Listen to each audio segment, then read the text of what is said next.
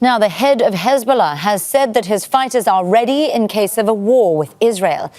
In a very recently televised speech, Hassan Nasrallah said that the group had boosted its troop numbers and had received equipment from abroad. He also said that the group would fight without any rules. Nasrallah also threatened Cyprus, saying the country would embroil itself in the conflict if it opens its bases to Israel. كل ما كان يجب أن يصل إلى لبنان وصل إلى لبنان. Anything that we wanted to reach Lebanon has reached Lebanon. We have received everything we want. لكن على مستوى كل لبنان هناك تحفز. All our youth, all our elements in Lebanon are quite ready in an unprecedented way. 1 year ago we spoke about the 100,000. Now, more and more and more. Well, the Hezbollah threat comes a day after the Israeli military approved what it calls operational plans for an offensive in Lebanon as tensions continue to rise between Israel and Hezbollah. Israel has warned Hezbollah of an all-out war after the group released surveillance footage of what it says are sensitive military sites that it filmed by drone from within Israel. The US says it's working to prevent a wider war. At least 5 people are reported to have been killed when an Israeli airstrike hit a Lebanese village near the Israeli border. Now, this all follows an escalation in hostilities between Israel and Hezbollah since Israel launched its war on Gaza. Israeli jets also attacked a 3-story building in the town of Bogolie. That's north of the Litani River, which acts as an unofficial border with Israel under a UN resolution. Zain Khoda has more for us from Marjayoun in southern Lebanon. Hostilities have resumed after a brief respite over the weekend over the Muslim Eid al-Adha holiday, but Israel appears to be escalating this conflict, with many warning that it could expand into a wider war. In the past few hours, at least 4 Israeli airstrikes, 2 of them targeting the border village behind me, Khiem, another targeting the border village of Yarin, and another striking deeper inside Lebanon, close to the southern city of Tyre. What we understand, at least 4 Hezbollah fighters were killed in those strikes. Hezbollah, too, in the past 24 hours, carrying out at least 8 operations against Israeli military targets across the border. But the attacks are still within the unwritten rules of engagement, in the sense that both sides are targeting, military positions. But no doubt the effort by the US envoy, Amos Hochstein, who was in Beirut yesterday and Israel the day before, his diplomatic initiative seems to have failed. He did not succeed to find a diplomatic settlement to this conflict, which is now in its 8th month, triggered by the war on Gaza. Well, we can now bring in Ibrahim Moussawi. He represents Hezbollah in the Lebanese Parliament. He's also a former spokesperson and head of media relations for the group. He joins us now from Beirut. Ibrahim, from what we just heard from Nasrallah, no rules, no ceilings. Does Hezbollah view itself as currently in preparation for an all-out war? Thank you for the opportunity, but let me correct something. I'm not spokesman of the party. I am one of those who are entitled to speak on behalf of the party. And the other thing is that I'm not the head of the media office. There are other people. Mr. Muhammad Afif is the head of the media office. I think we described you as a former spokesperson. Head of media and information. I want to correct something, please. You said the Lebanese Israeli border. It's the Lebanese-Palestinian border, not the Lebanese-Israeli border. And we have 4 martyrs, not 4 killed from Hezbollah. So they are martyrs. It's shameful to say about people who are martyrs for a sacred cause like Palestine to call them killed people, you see? So I have to correct this for you, if you please. Sure. Sir, let me ask you the question again then. Is Hezbollah right now in preparation for an all-out war? I got your question and I will answer it. I'll answer it right away. Hezbollah has always been ready to stand for an all-out war. Hezbollah has always been ready, and now it's more ready than any time in the past. Sayyid Nasrallah has disclosed just right now, a few minutes ago, that Hezbollah has received all the weaponry that it needs in any all-out war. And Hezbollah does not want an all-out war, but if it was imposed on us, we are more than ready to it on all levels, and it will be without rules, without borders, and without any ceilings. There certainly doesn't appear to be the public appetite for an all-out war in Lebanon, especially considering the state of the economy. All the responses to the cross-border attacks that we've seen since October have been very carefully calibrated so far. So what's changed? Well, the only thing that I can say here when you talk about it, it's an imposed war. We don't want the war. We are under occupation. Parts of our country is still under occupation. Gaza is under occupation. Did the Gazans want what the Israelis do or what they are doing? It's under the eyes of the international community that is part and partner, a complete full partner of what's happening.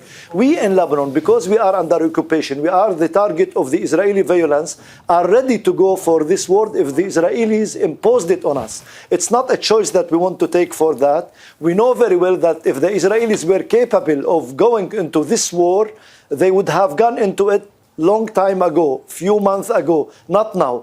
I believe this is a kind of escalation and intimidation, a kind of terrorizing our people, an attempt to plant a wedge between the people and the resistance. But I can tell you we have people who are supporting, have full support for the rightful cause of fighting the Israelis, of helping our people in Gaza, because this is something that has to do with humanity itself. It's not an Islamic issue, it's not a Christian issue, it's not an Arabic issue, it's a human issue. If anyone has one shred of humanity, he should be supporting Gaza and fighting against the Israeli oppression and occupation. So you speak about support for the resistance. Let me ask you, given the ongoing escalating rhetoric that we are seeing from both sides, how much political support is there for a war in Lebanon? Is Hezbollah receiving other support from other political parties in parliament, for instance? I mean, you can go and investigate this. It's in my favor to tell you that this is not a Hezbollah war. It is an Arab war, it's an Islamic war, it's a human war. Why did many of the countries, what's happening to those who are demonstrating in the American universities? The people, the elite of the elite, the creme of the creme. The Gaza genocide has deeply shaken the inside from within for any human being. That's why we are Arabs, we are Muslims, we are Christians who know very well what Israel is doing, what kind of massacres they have perpetrated in the past, they are perpetrating now, what kind of a genocide they are exercising against our people in Gaza. Yes, you will see that those who support the resistance and its fight against the Israelis represent a mosaic of different sects and different parties from all communities and from all political and religious confessions in Lebanon. Yes, I can mention scores of parliamentarians who support what we are doing, because it's not that supporting the fight, it is supplying help to the people who are oppressed, supplying help for people who are helpless, who are hopeless, who are being wiped out by the Israelis. So you are a member of parliament yourself. So let me ask you, are you concerned about any political consequences that Hezbollah might face in Lebanon if this does escalate? Well, the Israelis are escalating. The Israelis are imposing the war. We are on a defensive. I mean, we are doing our role in defending our people. We are exercising our role and our duty and our honor in defending our people and the Palestinian people.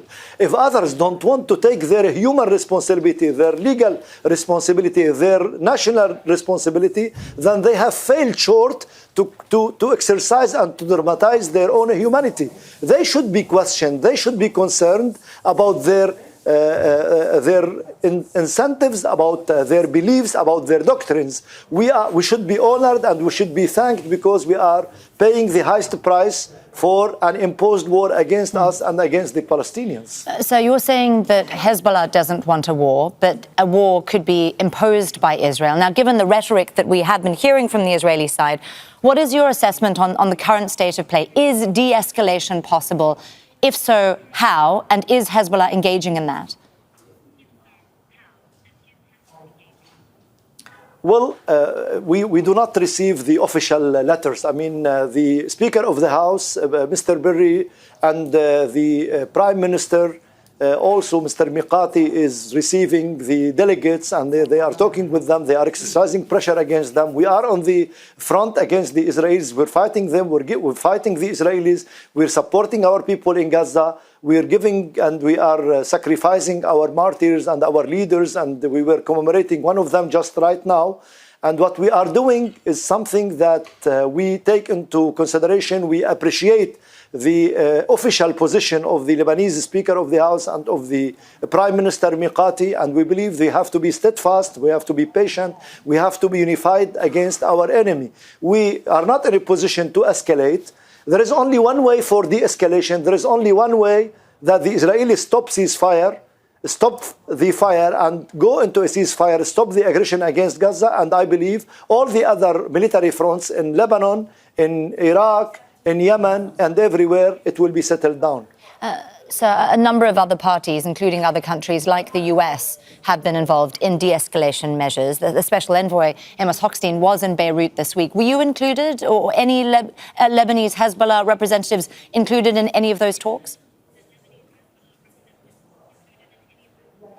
We are in the battlefront. Others are receiving the envoys. We hear of messages, they send messages to us, not directly, but we believe that everyone should assume his own responsibility for what's happening now in Lebanon. The Americans are not taking initiative in escalation. They don't want a full-fledged war, yes, we know that, but they are continuing to funnel supplies and military ammunition to the Israelis. They can stop it, and the war will stop. So before I let you go, I do have to ask you, because Nasrallah in his speech appeared to be threatening Cyprus too if it allows Israel the use of its airports. Is Cyprus now being regarded as a Hezbollah target? Well, I mean, the Cypriot part is taking part in the military battle. If we know this is information, this is what Sayyid Nasrallah divulged and disclosed now, that if they are going to be part of the war against us, if they are going to give their own airports to be used by the war jets, Israeli war jets, then the resistance in Lebanon would consider them targets, and they would be full partners with the Israelis, and they have to assume the responsibility and take the repercussions of what they are doing. You've talked there about a line that you view Cyprus crossing if it allows the use of bases. So let me ask you then, what is Hezbollah's red line? Israel is saying that it's ready for all-out war. What would be a threshold that would be crossed that would then mean that Hezbollah would be in all-out war? We will respond to anything that the Israelis do that will bring us closer to a out-all war. We will respond not in kind and inequality. We will go over what they'll do. They'll be surprised when they see what kind of repercussions their actions and their aggressions would entail over them. Ibrahim Moussawi, who represents Hezbollah in the Lebanese Parliament, speaking to us today from the Lebanese capital, Beirut. Thank you so much for joining us on Al Jazeera, sir. Make sure to subscribe to our channel to get the latest news from Al Jazeera.